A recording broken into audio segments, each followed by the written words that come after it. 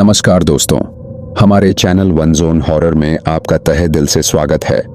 यहाँ हर कहानी आपको डर, रहस्य और रोमांच की अनदेखी गहराइयों तक ले जाती है। आज की कहानी हॉरर होली की है।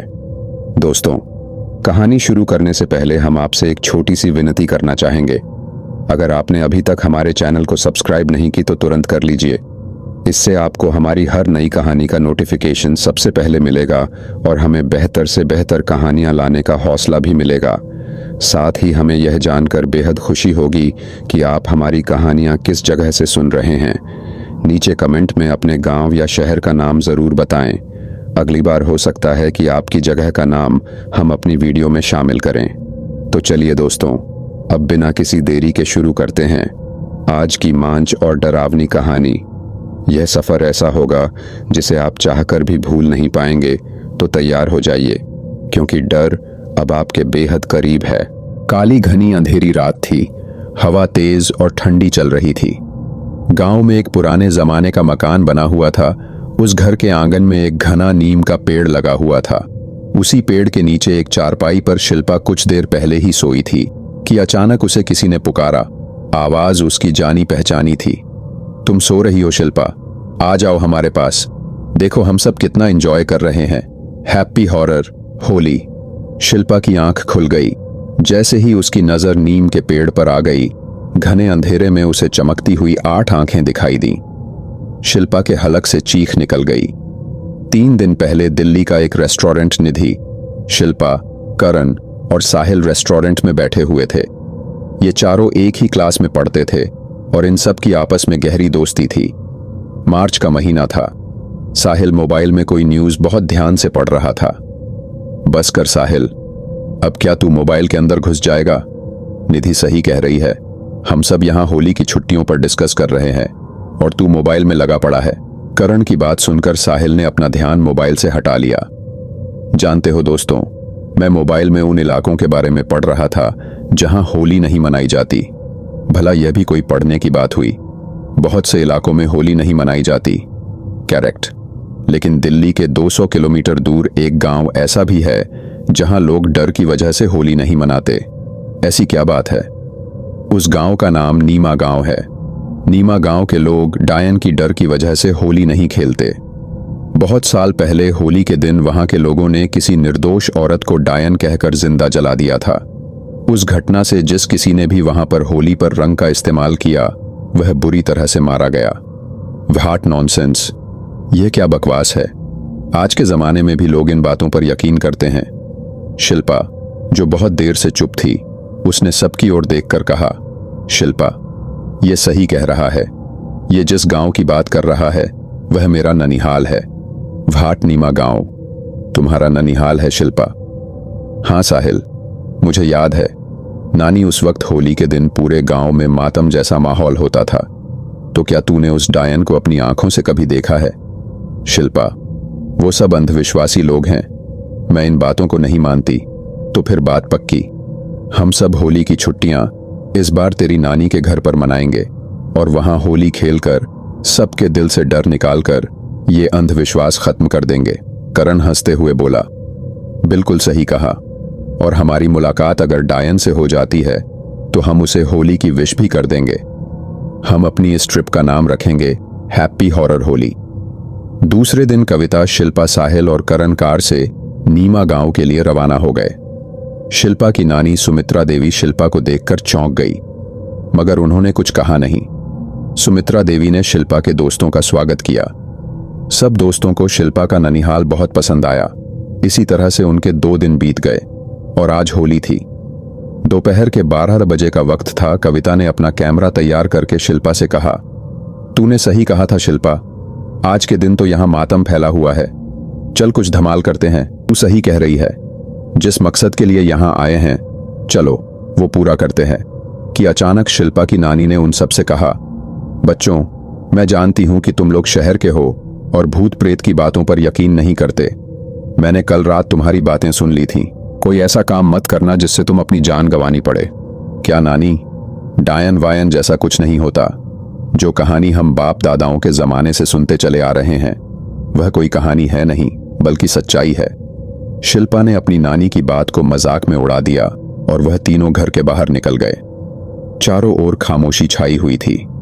चलते चलते वो चारों खेतों में बहुत दूर तक निकल आए थे। उन्हें थकान महसूस होने लगे थी। हम लोग काफी दूर तक निकल आए हैं। वह सामने एक पेड़ है, वहां जाकर थोड़ा सा आराम कर लेते हैं। सही बात है यार, अब मेरे पैरों में भी ताकत नहीं रही आगे चलने की। यहां आकर हमने पता नहीं क्या क्या सोचा था, लेकिन शिल्पा की नानी ने सारा मूड खराब कर दिया। चल कोई बात नहीं यार, उनका दिल भी नहीं तोड़ सकते हैं। मैं रंग साथ में लेकर आया हूं।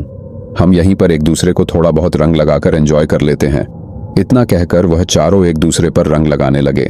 बहुत देर तक उन चारों ने एक दूसरे पर रंग लगाकर धमाल मचाना शुरू कर दिया।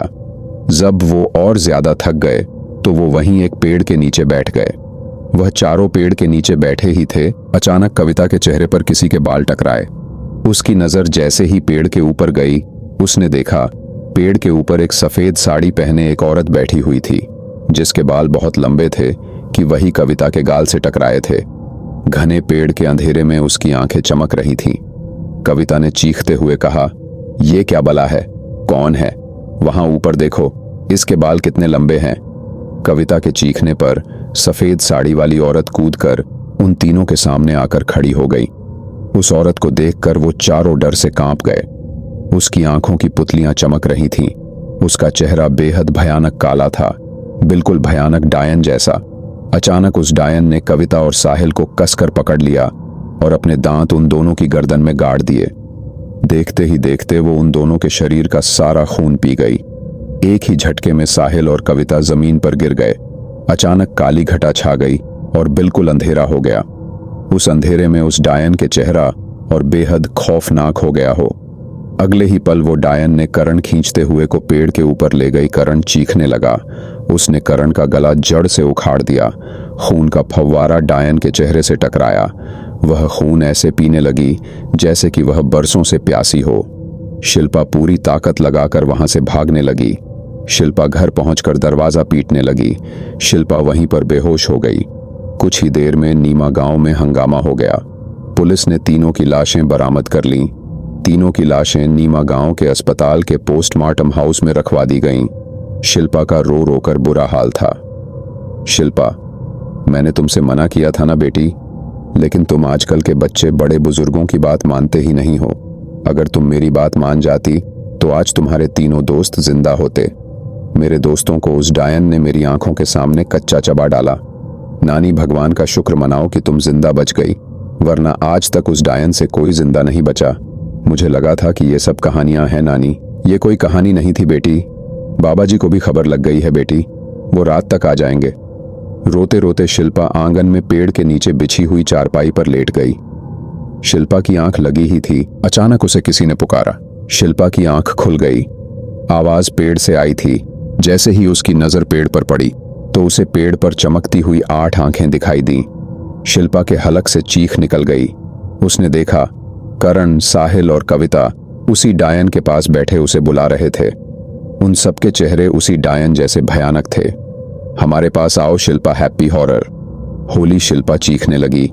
उसकी नानी घबराती हुई दौड़ती हुई उसके पास आई। क्या हुआ बेटी शिल्पा? नानी, वो देखो मेरे दोस्त उसी चुड़ैल के पास बैठे हुए हैं और वो मुझे बुला रहे हैं। अचानक दरवाजे पर खटखट हुई। सुमित्रा देवी ने दरवाजा खोला तो सामने साधु बाबा खड़े थे। साधु बाबा तुरंत शिल्पा के पास आ गए। मैंने इस लड़की की बातें सुन ली है, ये झूठ नहीं बोल रही। वो डायन इसे भी लेने भी आई है। उस डायन का इतिहास बहुत पुराना है। वो लोगों को मारकर आत्मा कैद कर लेती है। जो ये देख रही है वो मैं भी देख सकता हूं। साधु ने शिल्पा के गले में अभिमंत्रित धागा पहना दिया और सारे गांव वालों को इकट्ठा करके एक गोल घेरा बनाया। उन्होंने जैसे ही मंत्र पढ़े, तेज हवाओं के साथ वो डायन उस गोल घेरे में आ गई। क्यों बुलाया मुझे? क्यों मारा तूने? इन मासूम बच्चों को इन्होंने होली खेलने की गलती की। बरसों पहले इस गांव के लोगों ने होली के दिन ही मुझे जिंदा जला दिया था। मरने के बाद मेरी आत्मा को शांति नहीं मिली। मैंने फैसला किया कि इस गांव में होली का त्योहार नहीं मनाया जाएगा। ये सारा संसार ईश्वर का है, यहां तेरी मर्जी नहीं चलेगी। इतना कहकर बाबा ने अभिमंत्रित पवित्र पानी उस डायन पर फेंक दिया। डायन बुरी तरह से तड़पने और चीखने लगी। मैं वापस आऊंगी और इस लड़की को लेकर जरूर जाऊंगी, जरूर जाऊंगी। कुछ ही देर बाद डायन हवा में विलीन हो गई। मेरी YouTube फैमिली, आज के एपिसोड में बस इतना ही। अगली कहानी में फिर मुलाकात होगी।